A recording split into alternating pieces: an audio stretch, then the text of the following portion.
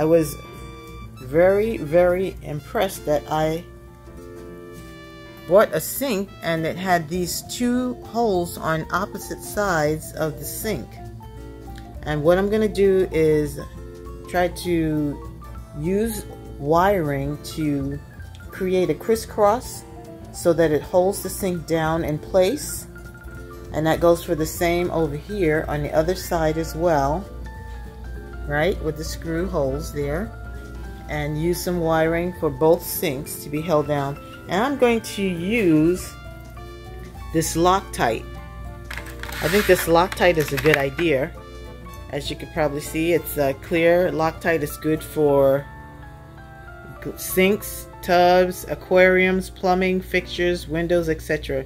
And it's supposed to be strong, clear silicone. It's supposed to be very strong enough to do that. And also, another one is another Loctite material. This one is PL 530. It's good for mirror, marble, granite, construction adhesive. So I'm going to use the two of these around the sinks. And what I did was I created the form so that I drew around it, as you can see, so that I'll be sure to get them in the right order. I did the same for the other side. I brought these for weights to put on them after I have glued them down. And it's okay. I'm opening both of these just in case, so that they're available and ready to put on the porcelain sink. Between the porcelain sink and the granite counter, I'm going to put the glue on.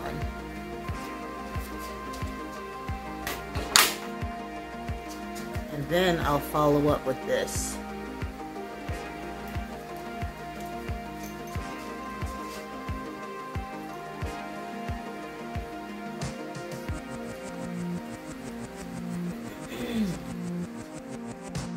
Okay, so now that I'm here, the first thing that we have to do is make sure that we find screws that will fill those holes, because we're going to harness the wiring from those two screws there on the sides.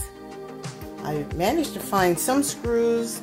I wish I could find the exact amount of measurement for those screw tabs. I got home late and I didn't want to go to Home Depot, but I could see that these will fit.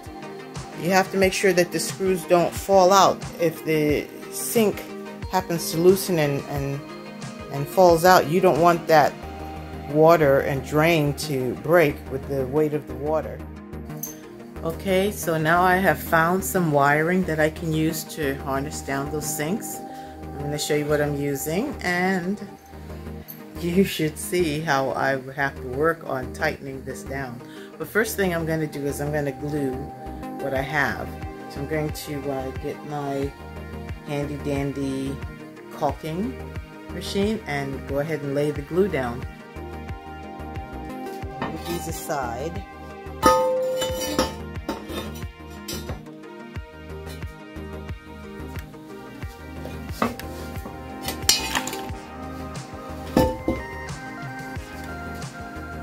We'll put the glue on the edging.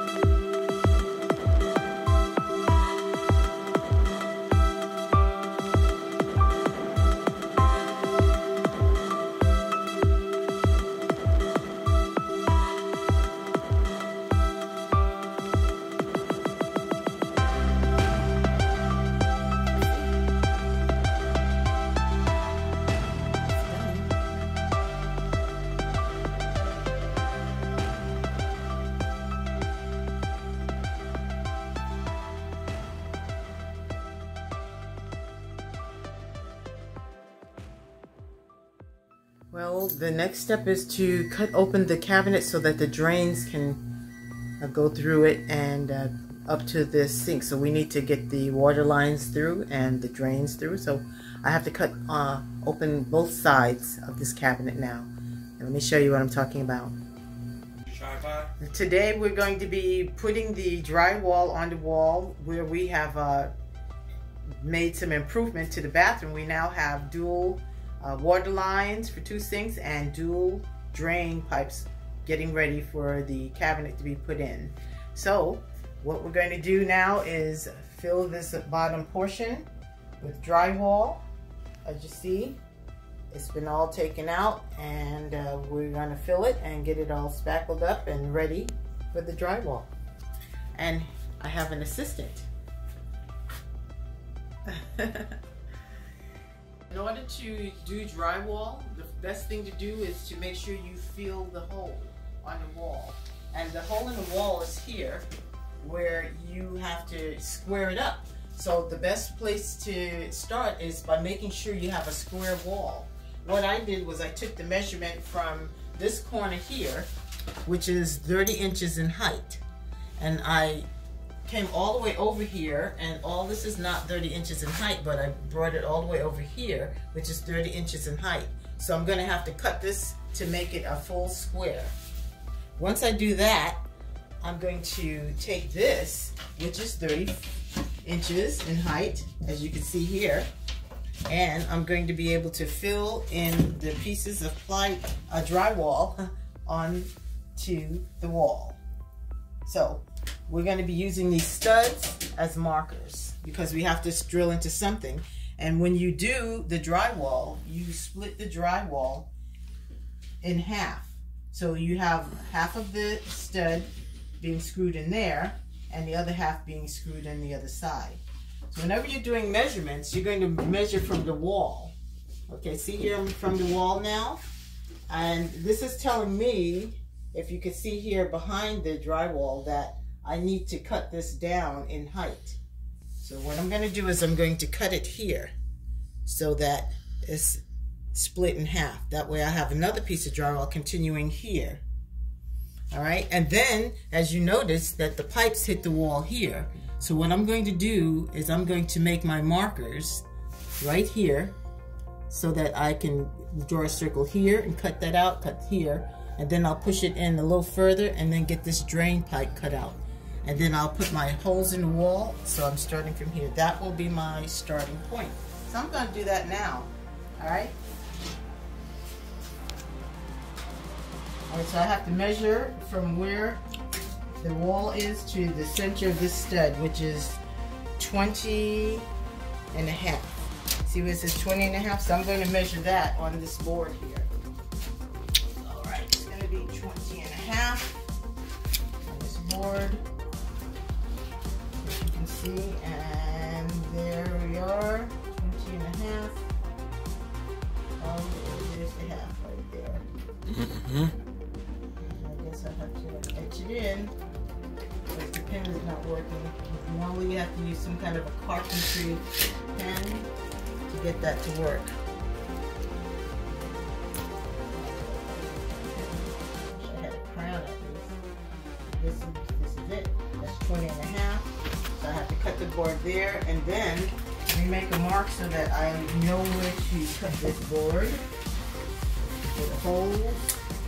Then to lean on it just a little bit to keep the boards level.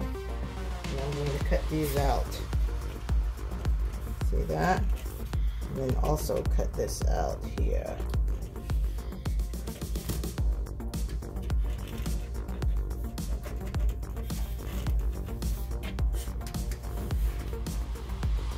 There we are.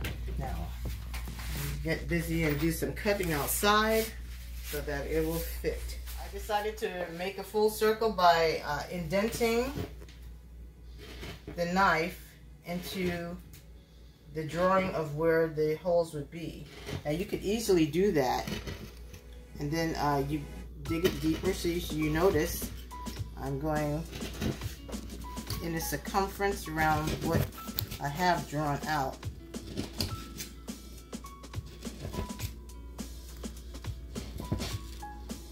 It might take some time, but it works. Marking my next board 30 inches, so I'll have it ready. Yeah, 30 inches on this board. It's going to be 30 inches high, so I have to do the other side.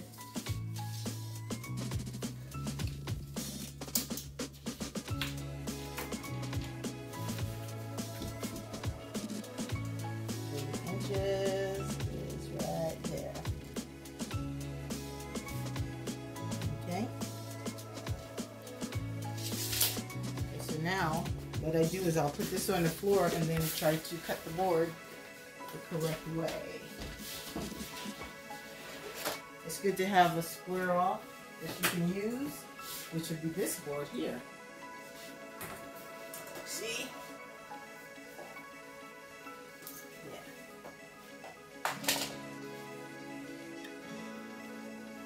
See, I'm going to put it right there.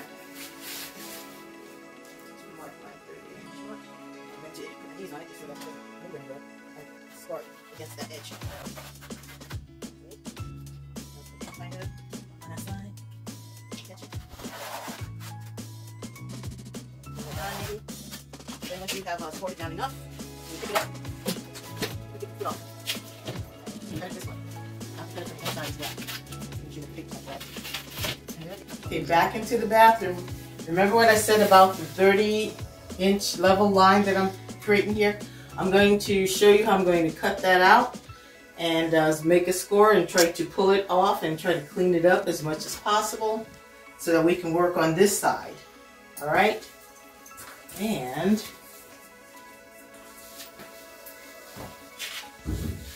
we want this board to be marked from here to here. Alright. Oops. Maybe up a little bit more. Well, that should do. And then from here, we're going to, as I can see, we'll probably have to take it from here. Oh, there's a block here. So maybe from here.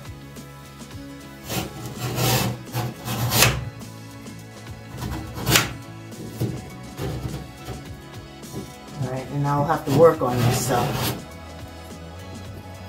after this is worked on, I'm going to pull it off the wall and then we'll get to working on a top level too. All this has to be bladed off. See this? Following that line to even this out.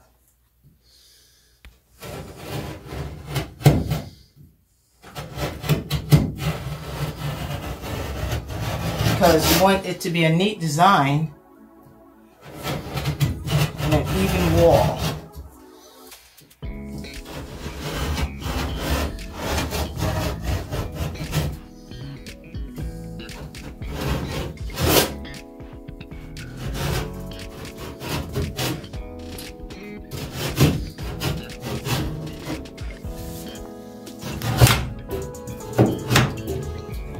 Okay, so now I'm doing another hole. This is the hole for the other side. As you can see, I'm doing the same circumferential circles with the blade. I'm digging it in there, move it around a little bit. Just making my mark, as you can see. Cutting the paper. And then I'll peel the paper out and then try to cut through the chalk so that I don't have so much paper ripping. Trying to make this one prettier for the wall.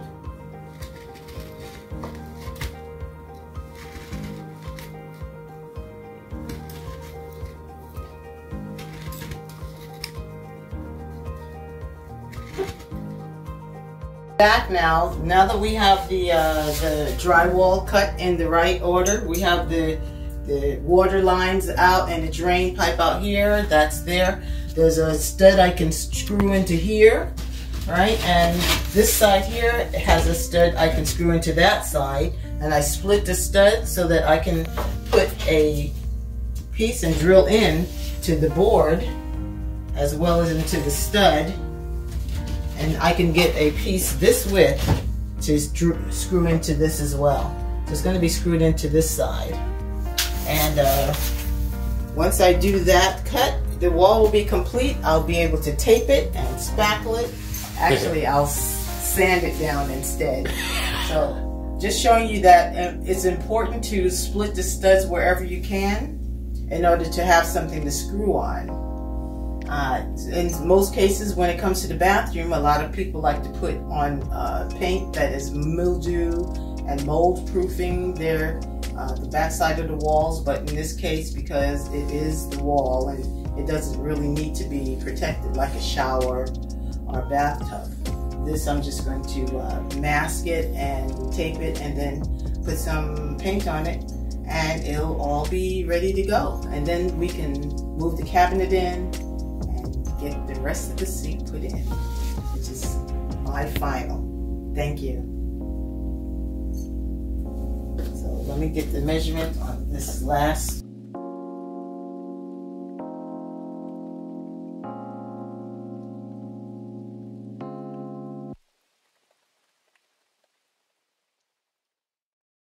All right, here we are with CMS Plumbing doing the biggest job. Porsche, I know I cannot do this, so this is why I have him here.